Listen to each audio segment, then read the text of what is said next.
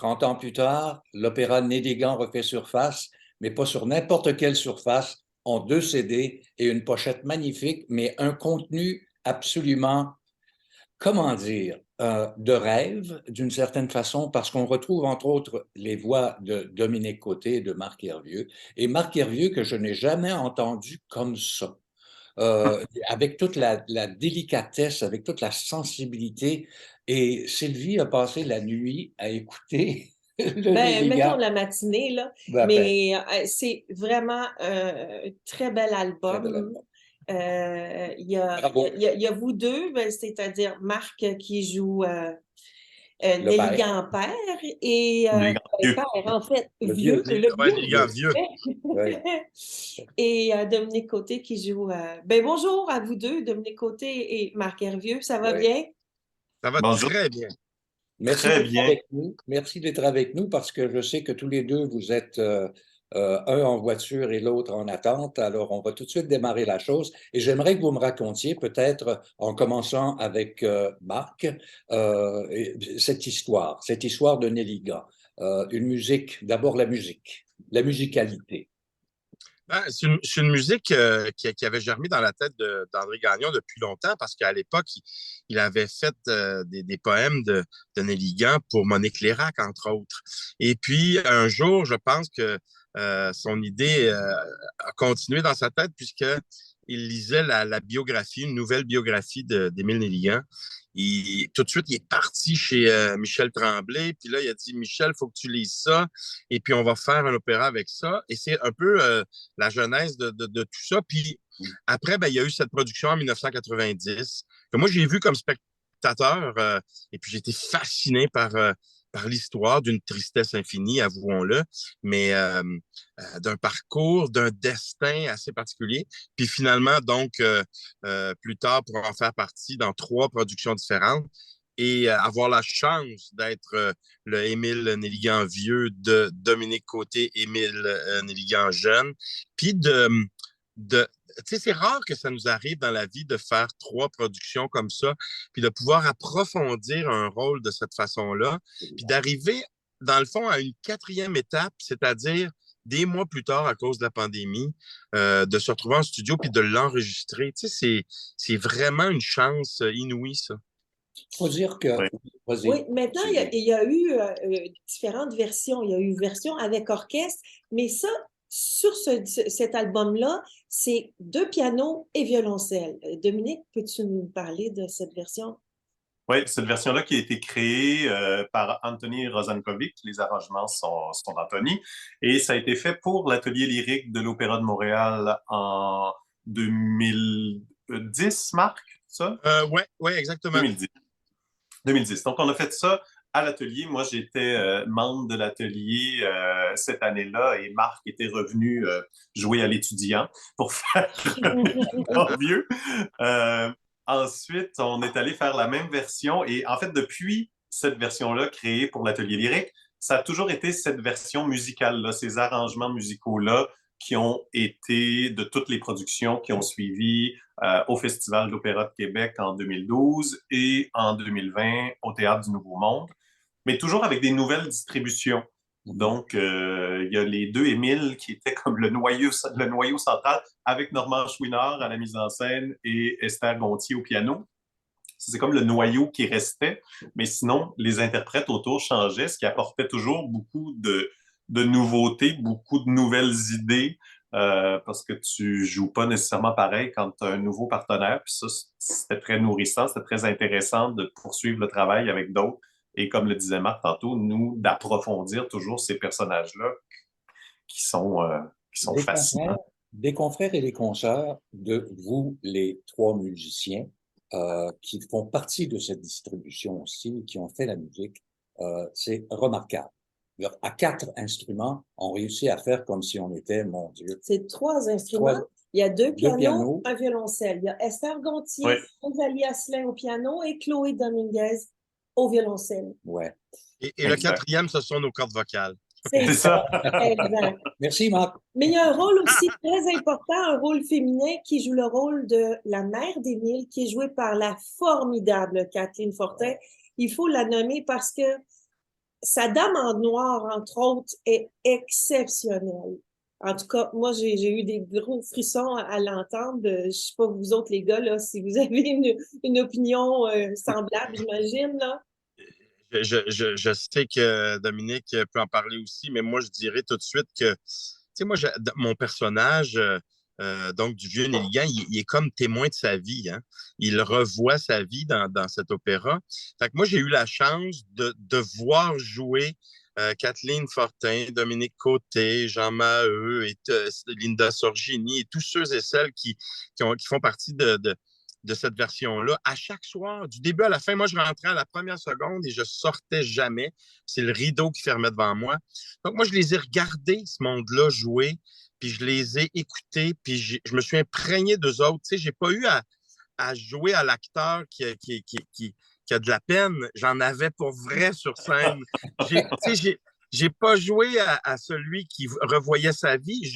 Elle était jouée devant moi, ma vie.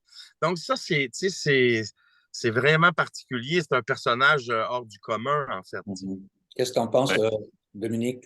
Ben oui, parce que c'est la grande particularité, la différence entre le Nelligan vieux et le Nelligan jeune, c'est que moi, j'avais quelques petites pauses. Il n'était pas très long, mais j'avais Non. au moins 2 moments dans l'opéra où je pouvais aller me prendre un petit verre d'eau. Marc, on y en avait caché derrière des colonnes, mais il les a jamais utilisés. Euh, J'avais et trop peur que ce soit du gin dedans. Ça arrive généralement à la dernière. ouais, c'est ça. Tout le monde se joue des petits tours. Et d'ailleurs, on n'a jamais eu de dernière de ce spectacle-là. C'est comme le destin du spectacle, c'est il est là en suspens dans l'univers, puis il nous quittera probablement jamais parce qu'on a été arrêté par la pandémie. Donc, le dernier show, on savait pas que c'était notre dernier parce que nous, on continuait. Là, on était supposé avoir encore d'autres spectacles. Ils ont fermé la porte le 13. Oui. Mais Ouais. on jase, mais en même temps, n'oublions pas que c'est un texte de Michel Tremblay. Oui. Je pense que ce livret a cette particularité d'avoir été écrit par un homme qui est à la fois romancier. Tu sais, c'est un bonhomme pour qui la littérature, c'est comme s'il en avait mangé quand il était petit ou il est tombé dedans. Tu sais. Mm-hmm. Et j'ai le sentiment, en tout cas, je vous pose la question, que de chanter du Tremblay, il doit y avoir quelque chose de précieux dans ça. Oui, c'est tellement bien écrit. En plus, Tremblay est un mélomane incroyable. Il connaît tous les opéras probablement mieux que moi. Et donc, forcément, il y a ça dans son écriture. Il y a toute une musicalité déjà dans son écriture. Et c'est sûr qu'il travaillait en collaboration avec André. Je sais que parfois, André lui disait, « Ah, telle phrase, j'arrive sur telle voyelle, ça serait mieux, peux-tu me trouver un autre mot? » Tu sais, bien sûr qu'ils ont travaillé ensemble, mais ça se chante incroyablement bien. Moi, il y a pas un moment dans l'œuvre où je butais sur quelque chose, sur une phrase. Je faisais, mon Dieu, que ça chante mal, cette affaire-là, qu'est-ce que je vais faire avec ça? Il n'y en a pas. Je ne sais pas si Marc, il y en a, toi. Non, non, pas. Puis moi, je vois que plus la jasette avance, plus je me retrouve dans la pénombre, là, mais soyez sans crainte, je suis le bord de la route en direction du Conservatoire de Val-d'Or. Euh, euh, Moi, ce qui m'a fasciné dans ça, là, dans ce qu'on avait à chanter, puis on est dans la même situation, Dominique et moi, c'est qu'on chante donc les mots de Tremblay et chacun notre tour, on chante aussi un vrai poème Oui. de Nelligan. Tu sais, Dominique, lui, fait la romance du vin, moi, je fais le vaisseau d'or. Puis moi, je peux dire là, qu'en plus de cette facilité à chanter les mots de Michel Tremblay, je vois pas il n'y a pas de différence quand je me mets à chanter un poème de Nelligan. Ça s'enfile comme juste naturellement. Puis Oui. ça aurait pu paraître vraiment beaucoup, tu sais, l'écriture poétique de Nelligan, puis là, ben, tout à coup. Et puis là, c'est présenté comme justement le reste de l'opéra, c'est-à-dire que c'est pas qu'on arrête puis on fait une prestation d'un poème, ça fait partie de l'histoire qu'on raconte. Donc, ça, c'est vraiment, vraiment Oui. particulier pour moi. Puis bon, quand Dominique fait sa romance du vin, c'est la performance, dans le fond, de Nelligan jeune au club littéraire plus jeune, tu sais. Son seul triomphe, en fait, de son Exact. bilan d'auteur, de sa courte période créatrice.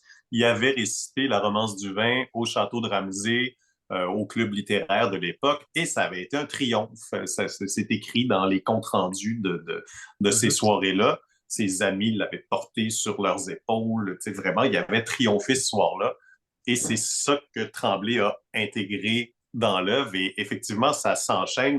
On s'en rend absolument pas compte. Je suis pas mal certain qu'il doit y avoir des spectateurs qui connaissent pas la poésie de Nelligan, qui n'avaient aucune idée que justement, là, c'était un poème de Nelligan. C'était la poursuite de l'histoire. Et tout simplement. Absolument. Oui. J'aimerais savoir, hier soir, bon, c'était le lancement de ce disque, de ce coffret, il faut dire, qui est abondamment illustré, accompagné de plein d'informations. Et aussi, on voit les gens qui ont participé à cette aventure-là. C'est cependant de vous retrouver tout le monde, parce que tout le monde, ou presque, il manquait peut-être une ou deux personnes, tout le monde, et de la production, et de la musique, bon, tout le monde était là. J'aimerais savoir comment vous vous êtes sentis entre vous. Vous êtes-vous retrouvés? Ah, ça faisait du bien, hein?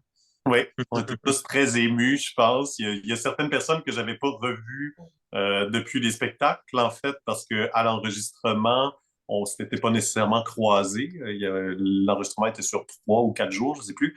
Euh, donc oui, c'était très très émouvant parce que ça, comme on le disait tantôt, ça s'est tellement arrêté abruptement qu'on a tellement vécu un moment fort et beau pendant la production que je pense qu'on était tous bien heureux et émus de se revoir. Et Vraiment. Marc était comme un poisson dans l'eau avec son micro, accompagné de quelques autres créateurs, dont Michel Tremblay. Et effectivement, c'est celle qui a fait la musique pour Albertine en 5 temps, Catherine, bon. Oui, Mais parce qu'on rappelle qu'il y avait il y avait un lancement Le double lancement de... fantastique avec Albertine en 5 temps. Ouais. Donc, la créatrice de la musique était Catherine Major. Oui. Et Marc, il est tellement à l'aise, je veux dire, avec son micro, il était comme, il nous parlait comme si on était ses amis, ses petits frères, ses Vous êtes mes amis. Mais Marc est toujours comme ça. Hein. Moi, par un beau hasard, c'était le premier spectacle, Marc, que tu refaisais après la pandémie dans tes spectacles corpaux. Ou est-ce que par hasard, j'étais dans la salle au Mont-Tremblant, je savais même pas que tu allais être là. Et c'était la première fois que je voyais Marc dans cette situation-là, où est-ce que là, il est là un peu comme animateur et chanteur. Entertainer, ouais, c'est Mais ça. il est comme un poisson dans l'eau, justement. Il parle à tout ce monde-là comme s'il était dans leur salon, puis c'est ses mononcles et ses matantes, puis il les a invités à souper. C'est formidable. C'est vraiment un art que tu possèdes de la Oh, vous êtes communication. fin, vous êtes fin. Ben, j'ai beaucoup de plaisir. J'aime les gens, j'aime le monde. Ouais. Puis j'ai vraiment beaucoup aimé cette équipe-là. J'ai aimé toutes les équipes là, des 3 fois où j'ai fait Nelligan. Mais c'est sûr qu'au nombre de représentations qu'on a fait dans celle-là, il y a des liens plus grands qui se tissent parce qu'on en fait plus, parce que donc, tu sais, il y avait quelque chose de magique de se revoir hier. Moi, il y en avait plusieurs qui étaient là que je n'avais pas du tout vu depuis le 13 mars 2020. Donc, tu sais, il y avait de la fébrilité, c'est sûr. Ouais. Dernière question? Ben, écoutez, Marc, si on passe un peu vite, là, les projets, là, tu t'en vas au Conservatoire de Val-d'Or parce que tu viens d'être nommé directeur de tous les conservatoires du Québec. Ouais, de musique et de théâtre. Et oui. Et puis, j'imagine qu'il y a plusieurs concerts en vue, là, prochainement. Oui, ben c'est ça. Là, on commence la grande tournée des concerts de Noël. En fait, en fin de semaine prochaine, je commence ça. Je vais reprendre un petit bout du spectacle décembre de Québec Sim. Je vais le faire au Centre Vidéotron à Québec. Je ne le fais pas à Montréal parce que j'avais pas assez de temps, mais je vais le faire un peu à Québec. Ça aussi parce que on a été arrêté par la pandémie. Puis, je ne pouvais pas me dire que je ne le referais pas, tu sais, puis que ce serait la pandémie qui m'aurait arrêté. Donc, je vais le refaire un peu cette année pour probablement arrêter après. Mais donc, beaucoup, beaucoup de boulot au conservatoire, mais un beau projet, un beau défi, puis plein de plaisir, puis beaucoup de concerts quand même qui s'en viennent, évidemment. Et Dominique, de ton côté?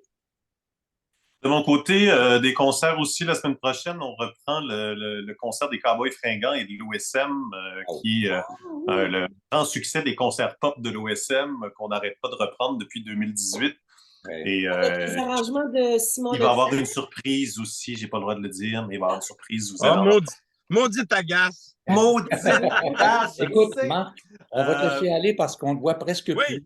Je je vais garder sais. Dominique un peu parce que je veux Oui, montrer la pochette et je veux qu'on parle oui. aussi d'un disque qu'il a publié Ah il oui, n'y a pas très longtemps. c'est tellement beau son disque. Hey, je vous embrasse, les amis, merci. Je bonne continue Bye. ma route. route. Merci, Sois Marc. prudent. Allez, sois prudent Ciao, sur la route. Bye ciao, bye. ciao. Bye. Merci, Bye. Marc. Alors, Dominique, si tu permets, je vais mettre cette image à l'écran et que tu nous Oui. rappelles ce très beau moment enfin, que nous, on a adoré, mais je veux que tu me parles de cette production-là.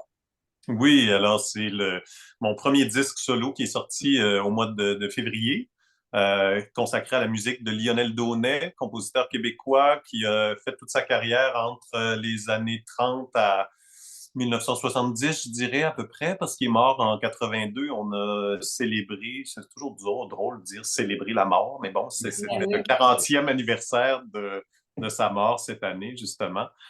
Donc, on était vraiment contents de pouvoir lui rendre hommage avec cet album-là qui contient 30 mélodies dont la majorité sont absolument inconnues du public. Il y a quelques connaisseurs qui Ouais. se rappellent de Daunet. Sinon, malheureusement, son œuvre est assez tombée dans l'oubli, mis à part la fameuse tourtière qu'à peu près tout le monde connaît Ouais. et le petit chien de laine aussi, souvent, là, il y a des gens qui vont la connaître. Ouais. Mais sinon, c'est plein de perles mélodiques, autant au niveau des mélodies que des textes, parce que Daunet écrivait beaucoup ses textes lui-même. Il y a quelques mélodies qui sont de poètes québécois et français, mais la majorité sont de sa main aussi. Et c'est vraiment pour moi un artiste d'une qualité exceptionnelle et j'arrive pas à comprendre comment ça se fait qu'il est encore si peu connu.